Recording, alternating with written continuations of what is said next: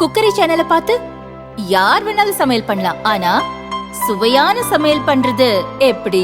நான் இதயம் நல்லெண்ணெயில சமையல் பண்றேன். ஆஹா ஓஹோன்னு பாராட்டுறாங்க.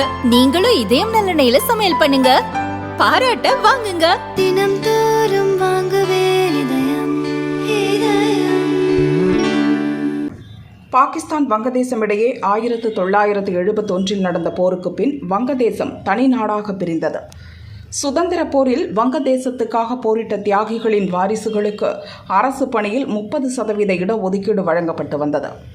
நாளடைவில் நிறுத்தப்பட இந்த இடஒதுக்கீட்டை அந்நாட்டு ஹைகோர்ட் ஜூன் 25 மீண்டும் அமல்படுத்தியது. இதற்கு எதிராக மாணவர்கள் கடந்த மாதம் போராட்டத்தை துவங்கினர். போராட்டங்களில் ஏற்பட்ட வன்முறையில் 200க்கும் மேற்பட்டோர் இறந்தனர்.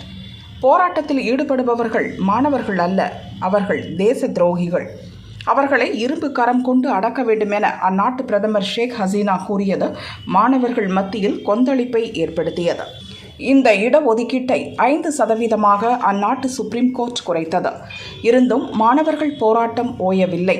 பாகுபாடுக்கு எதிரான மாணவர் இயக்கம் என்ற பெயரில் மாணவர்கள் மீண்டும் போராட்டத்தை துவக்கினர். நேற்று முன்தினம் ஷேக் ஹசீனா பதவி விலக கோரி ஒத்துழையாமை போராட்டத்தை மாணவர்கள் நடத்தினர்.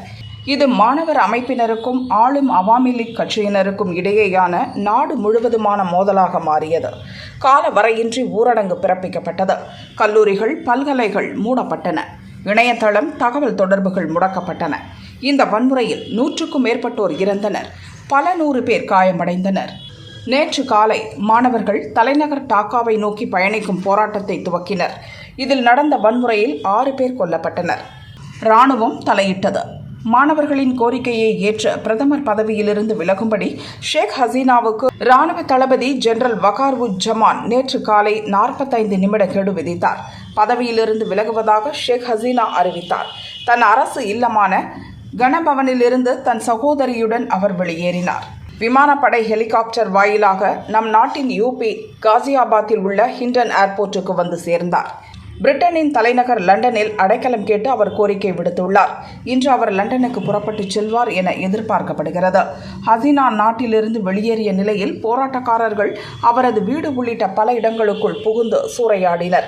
எதிர்க்கட்சிகளுடன் பேசியுள்ளதாகவும் இடைக்கால அரசை அமைக்கும் முயற்சியில் இராணுவம் ஈடுபடும் என்றும் இராணுவ தளபதி ஜெனரல் வகார்-உஜ்-ஜமான் அறிவித்தார். போராட்டங்களை மாணவர்கள் கைவிட வேண்டும் என்றும் அவர் வலியுறுத்தினார். வங்கதேச நிலவரம் தொடர்பாக வெளியுறவுத்துறை நிபுணர்கள் கூறியதாவது: இடஒதுக்கீடு தொடர்பான மாணவர் பிரச்சினைக்கு பின்புலத்தில் பல காரணங்கள் உள்ளது. ஒரு பக்கம் உள்நாட்டு அரசியல் இருந்தாலும் இதில் வெளிநாட்டு சதியும் உள்ளது. வங்கதேசத்தின் வளர்ச்சியை பிடிக்காத அல்லது தங்களின் ஆதிக்கத்தை காட்ட சில நாடுகள் இதில் ஈடுபட்டிருக்க வேண்டும். இந்த விஷயத்தை இந்தியா மிகவும் எச்சரிக்கையாக கையாள வேண்டும்.